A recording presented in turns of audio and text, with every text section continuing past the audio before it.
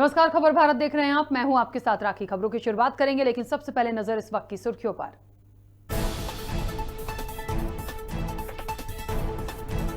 महंगाई को लेकर कांग्रेस ने विधानसभा की घेराव का किया ऐलान। मंत्री विश्वास सारंग ने महंगाई बढ़ने के पीछे गांधी परिवार को ठहराया जिम्मेदार।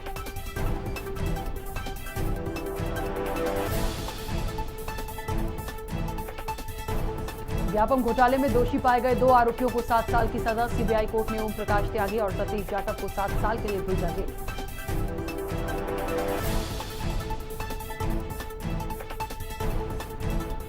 खंडवा लोकसभा उपचुनाव को लेकर तैयारियां हुई तेज। अक्टूबर नवंबर में हो सकते हैं चुनाव। 2 अगस्त को चुनाव आयोग करेगा मशीनों का परीक्षण।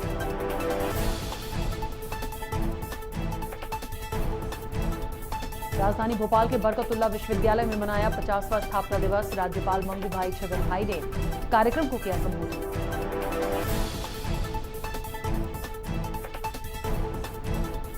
और राजधानी भोपाल में खबर भारत की रिपोर्टर्स मीट का हुआ आयोजन। प्रदेश के सभी कुशल संवाददाताओं का किया गया सम्मान। स्टेट हेड पंकज गुप्ता ने दिए बेहतर रिपोर्टिंग के टिप्स।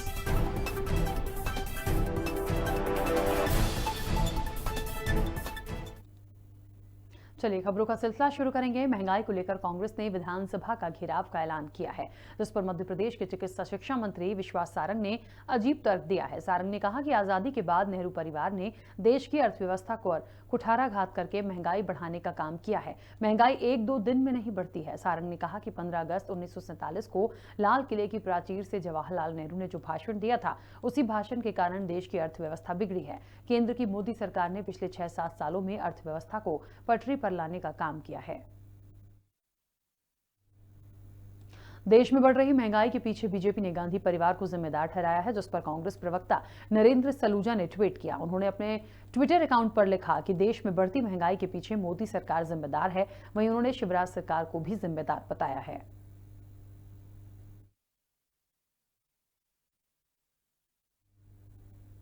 गृह मंत्री डॉक्टर नरोत्तम मिश्रा दतिया पहुंचे। यहां उन्होंने लोगों की समस्याएं सुनी और निराकरण के निर्देश दिए। वहीं उन्होंने पीताम्बरा पीठ मंदिर पहुंचकर मां बगलामुखी के दर्शन कर आशीर्वाद लिया। इसके बाद बसई में 45 लाख रुपए की लागत से बनने वाले विद्युत सब स्टेशन का लोकार्पण किया।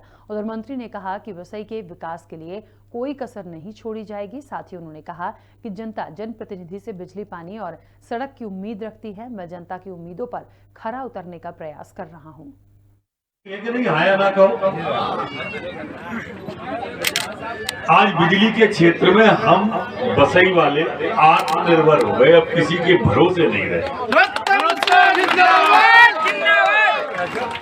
पानी की योजना भी हम ले आए हैं, नल चालू कर दिए। थोड़ी बहुत कमी पेशी होगी तो शुरुआत में दिक्कत आती है, उसको भी इस महीने में पूरी टेस्टिंग करके दूर कर देंगे। अब एक निवेदन है कि जो बिसलरी का पानी है जो आपके घर में आएगा, भैंसे मत सफरान लगने वाला। खंडवा लोकसभा उपचुनाव को लेकर राजनीतिक पार्टियां तैयारियों में जुट गई हैं। माना जा रहा है कि अक्टूबर-नवंबर में चुनाव होंगे। चुनाव आयोग ने करीब 2900 ईवीएम और वीवीपैट मशीनें उपलब्ध करा दी हैं। लोकसभा क्षेत्र में 19.5 लाख से ज्यादा वोटर्स हैं। 2 अगस्त को ईवीएम की रिहर्सल होगी। आपको बता दें कि खंडवा लोकसभा सीट सांसद नंद कुमार सिंह चौहान के निधन के बाद मार्च 2021 से खाली है। लोकसभा सीट के लिए उपचुनाव के लिए 2 अगस्त को ईवीएम के प्रथम चरण की जांच के बाद आगे की कार्रवाई शुरू होगी। उप जिला निर्वाचन ने बताया कि सभी मान्यता प्राप्त राजनीतिक दलों के सदस्यों को 2 अगस्त की सुबह 11 बजे ग्राम नाहालता स्थित ईवीएम वेयर हाउस पर बुलाया है। आयोग के द्वारा जारी निर्देशों का पालन करते हुए मशीनों का परीक्षण किया जाएगा।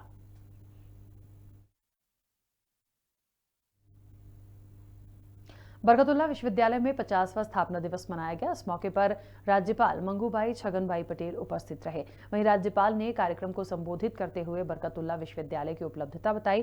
उन्होंने कहा कि स्वतंत्रता सेनानी प्रोफेसर बरकतुल्ला का व्यक्तित्व प्रेरणा स्रोत है, हमें उनसे प्रेरणा लेनी चाहिए।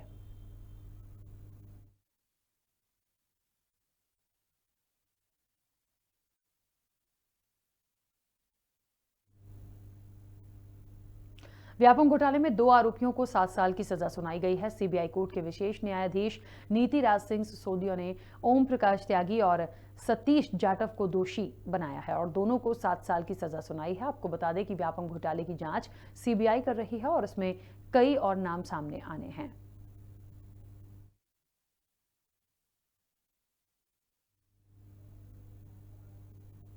प्रदेश कांग्रेस के मीडिया उपाध्यक्ष भूपेंद्र गुप्ता ने बीजेपी पर गंभीर आरोप लगाया है। उन्होंने कहा कि भारतीय जनता पार्टी और संघ के दबाव में डॉक्टर हरि सिंह गौर विश्वविद्यालय की एकेडमिक करिकुलम में बदलाव किया जा रहा है। दैनिक शैक्षणिक गतिविधियों में राजनीतिक हस्तक्षेप किया जा रहा है, साथ ही शिक्षा व्यवस्था को प्रभावित किया जा रहा है। गुप्ता ने कहा कि विश्वविद्यालय ने अमेरिका की मॉन्टक्लेयर स्टेट यूनिवर्सिटी का संयुक्त कार्यक्रम किया, जिसमें CSIR गौहर रजा और प्रोफेसर अपूर्वानंद व्याख्यान देने वाले थे, लेकिन अखिल भारतीय विद्यार्थी परिषद ने उन्हें राष्ट्रद्रोही गतिविधियों में संलिप्त बताते हुए बाहर करवा दिया, जिसको लेकर कांग्रेस ने सवाल उठाए हैं।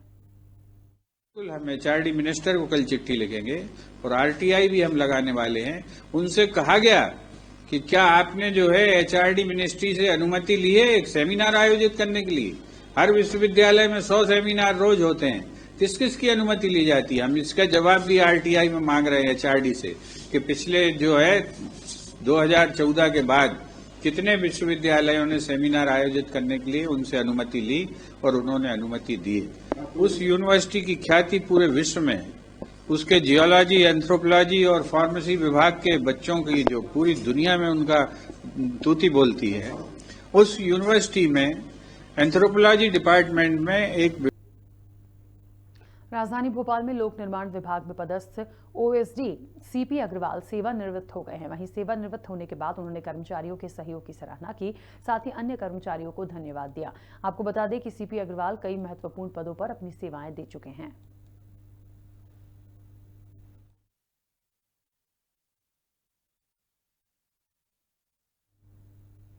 नरसिंहगढ़ के क्लेरा गांव में ग्रामीणों ने वैक्सीन केंद्र प्रभारी और पुलिसकर्मी पर गंभीर आरोप लगाए हैं। ग्रामीणों का कहना है कि यहां पर कुछ दबंग लोगों ने मनमाने तरीके से वैक्सीन लगवाई है। वहीं जब ग्रामीणों ने इस बात की जानकारी से मीडिया को दी और इस दौरान वैक्सीनेशन प्रभारियों ने मीडिया कर्मियों से अभद्रता करते हुए कहा कि हम किसी पत्रकार को नहीं जानते और पत्रकारों के साथ अभद्र व्यवहार किया।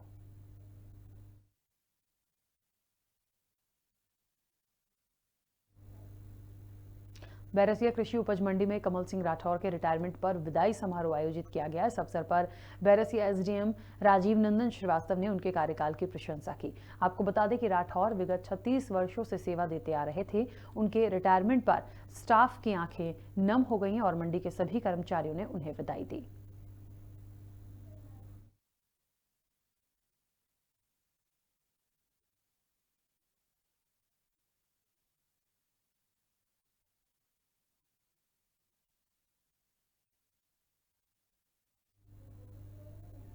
भोपाल के अयोध्या नगर बाईपास पर प्रशासन ने बड़ी कार्रवाई की है। प्रशासन ने अवैध प्रतिमा मैरिज गार्डन को जमींदोज कर दिया है। तहसीलदार मनोज श्रीवास्तव ने खबर भारत को बताया कि मैरिज गार्डन संचालक को पहले से अतिक्रमण हटाने का नोटिस जारी किया गया था। साथ ही शासकीय जमीन को भी खाली करने के लिए समय दिया गया, लेकिन तय समय पर भूमि को खाली नहीं किया गया, जिसके कारण अवैध अतिक्रमण हटाया गया है। वहीं प्रतिमा गार्डन संचालक का कहना है कि कार्रवाई गलत तरीके से की गई है।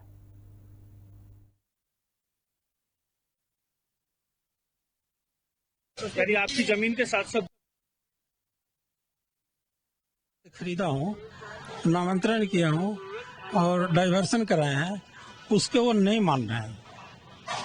कारण क्या है, क्यों नहीं मान रहे? उनका कहना है कि हमारा ये कहना है कि साहब एक किसान कहाँ जाएगा, तहसीलदार के पास जाएगा, डाइवर्सन कराएगा, नामांतरण कराएगा, तो आप ही से कराएगा नहीं। और उस कागज को आप आज मान नहीं रहे हैं। आप कह रहे हैं कि गूगल मैप ये है, यहाँ से मैं तोड़ रहा हूँ। तो आखिर जो मेरा जमीन है 14,000 साढ़े 12,000 स्क्वायर फीट 2 रजिस्ट्री है, ये जमीन गई कहाँ? मेरा कहना है कि मेरा जमीन दे दीजिए, सरकारी जमीन तो मैं छोड़ने के लिए तैयार हूँ।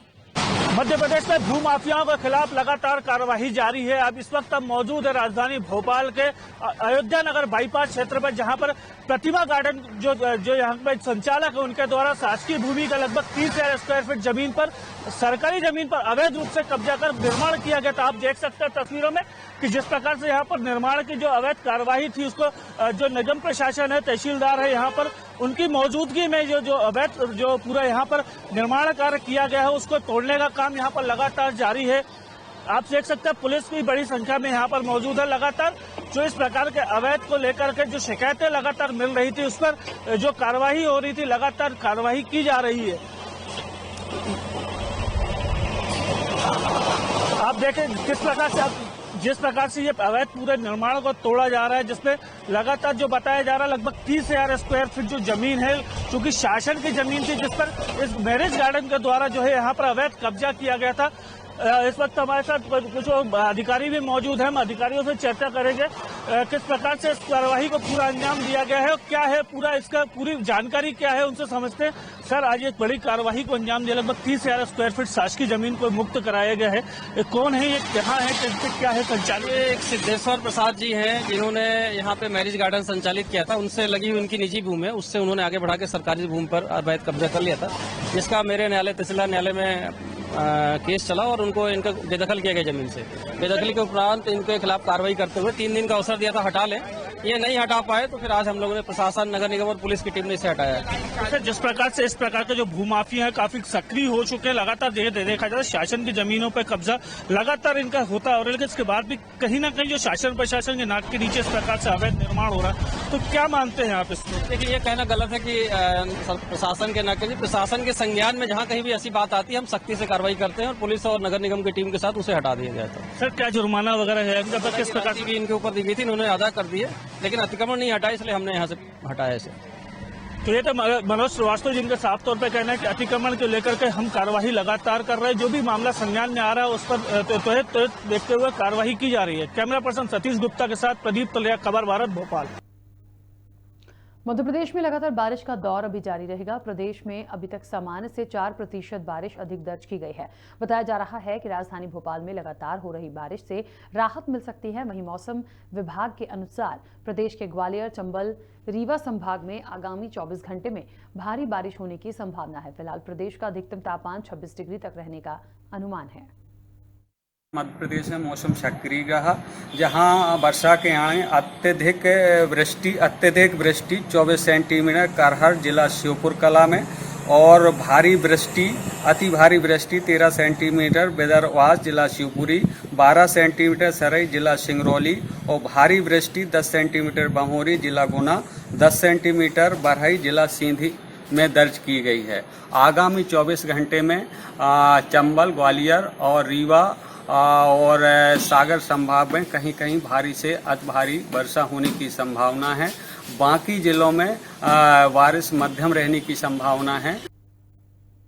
देश भर में महान साहित्यकार लेखक मुंशी प्रेमचंद का जन्मदिन मनाया गया। वहीं राजधानी भोपाल के कांग्रेस कार्यालय में भी मुंशी प्रेमचंद का जन्मदिन मनाया गया। कार्यक्रम के दौरान कांग्रेस के वरिष्ठ नेता और पूर्व मंत्री सुरेश पचौरी ने कहा कि देश की आजादी में प्रेमचंद की अहम भूमिका थी। वहीं पचौरी ने देश की बढ़ती महंगाई को लेकर केंद्र सरकार को जिम्मेदार ठहराया।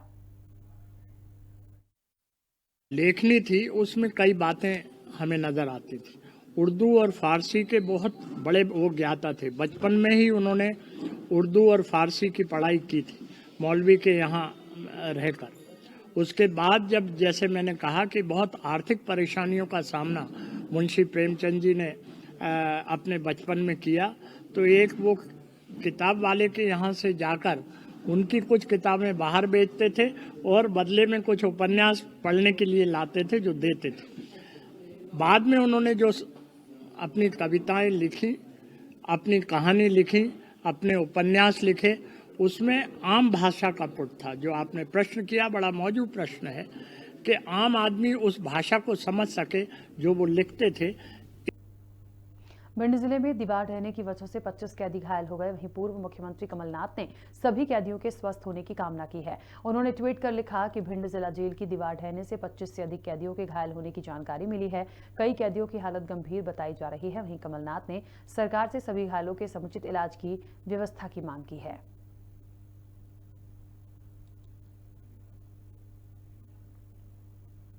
सिंगरौली में रिश्तों को तार-तार करने वाला मामला सामने आया है, जहां कलयुगी चाचा को आखिरकार पुलिस ने गिरफ्तार कर लिया। आपको बता दें कि चाचा ने 2 माह पहले अपनी ही भतीजी के साथ दुष्कर्म की घटना को अंजाम दिया था। वहीं फरार चाचा पर 5,000 रुपए का इनाम घोषित किया गया था, जिसे मोरवा पुलिस ने उत्तर प्रदेश के चोपन से गिरफ्तार किया है। 2 माह पहले एक बच्ची के साथ रेप हुआ था। उसके रिश्ते में चाचा ने उसके साथ रेप किया था। रेप करने के बाद वो फरार हो गया था, जिसकी पुलिस लगातार तलाश कर रही थी। पिछले 2 माह से वो फरार है और आज मोरवा पुलिस को सूचना मिली थी कि वो जंगल में है, जिसको घेराबंदी करके और उसको पकड़ा गया है। उसके ऊपर 5,000 रुपये का इनाम था। आज उसे न्यायालय पेश किया जाएगा। रतलाम प्रेस क्लब में पत्रकारों को कोरोना का टीका लगाया गया। इस दौरान कोविशील्ड के दूसरे टीकाकरण में करीब 350 पत्रकार और लोगों को टीका लगाया गया। आपको बता दें कि देश भर में कोरोना को लेकर टीकाकरण अभियान चलाया जा रहा है, जिसमें बड़ी संख्या में लोग इस अभियान में हिस्सा ले रहे हैं।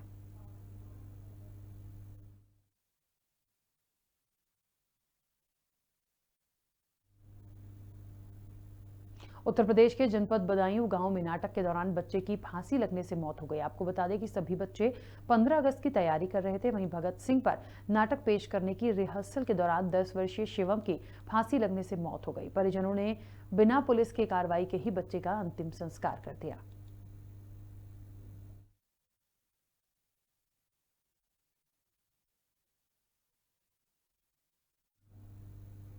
राजधानी भोपाल के ऐशबाग थाने के 7 पुलिसकर्मियों पर गाज गिरी है। सटोरियों से साठगांठ के मामले में एक एसआई समेत 7 पुलिसकर्मियों को सस्पेंड कर दिया गया है। आपको बता दें कि पुलिसकर्मियों पर सटोरियों से रुपए लेने के आरोप लगे थे, जिसकी शिकायत डीआईजी इरशाद वली से की गई थी। जांच के बाद सभी पुलिसकर्मी को सस्पेंड कर दिया गया। उधर इस पूरे मामले में थाना प्रभारी भी जांच के दायरे में है। जानकारी के मुताबिक एएसआई जयप्रकाश पांडे, आरक्षक अतुल रैकवार, अरविंद वर्मा, चंदू रघुवंशी, कुलदीप, राकेश ठाकुर और गजराज को सस्पेंड कर दिया गया।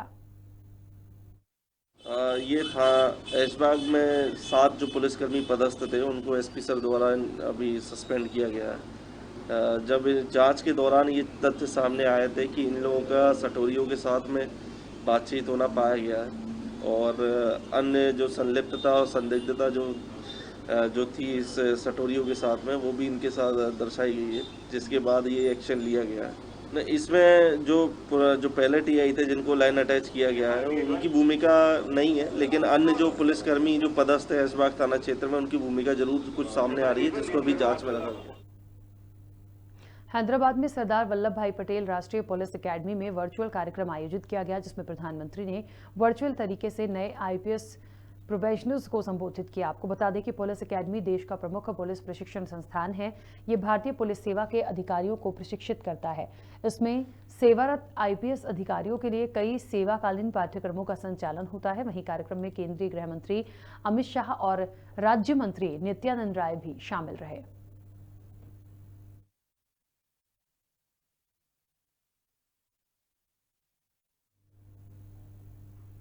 देश में कोरोना वैक्सीनेशन अभियान लगातार जारी है। इस बीच गर्भवती महिलाएं भी अब आगे आकर वैक्सीन ले रही हैं। देश भर में अब तक 2 लाख से ज्यादा गर्भवती महिलाएं कोरोना वैक्सीन की पहली डोज लगवा चुकी हैं। जानकारी के मुताबिक सबसे ज्यादा तमिलनाडु की गर्भवती महिलाओं ने वैक्सीन लगवाई है। इसके बाद दूसरे नंबर पर आंध्र प्रदेश आता है।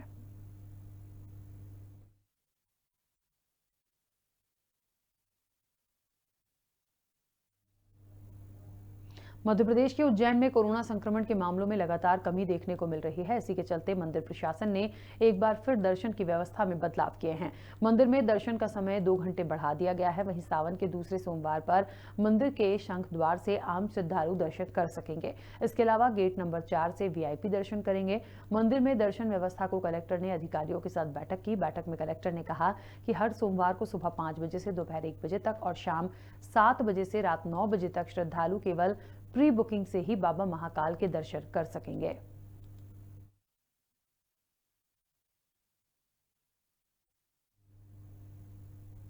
टीकमगढ़ जिले में क्षेत्रीय विधायक राहुल सिंह लोधी ने बलदेवगढ़ अस्पताल को निःशुल्क एम्बुलेंस दिलाई। इस दौरान विधायक ने स्वास्थ्य सुविधाओं के मद्देनजर पीएम हाउस बनाने की भी बात कही। वहीं आशा कार्यकर्ताओं की समस्याओं का निराकरण किया। विधायक ने अस्पताल के सभी वार्ड का निरीक्षण किया। इसके साथ ही वार्ड की कमियों को दूर करने के निर्देश दिए। साथ ही विधायक ने अस्पताल परिसर में पौधारोपण भी किया।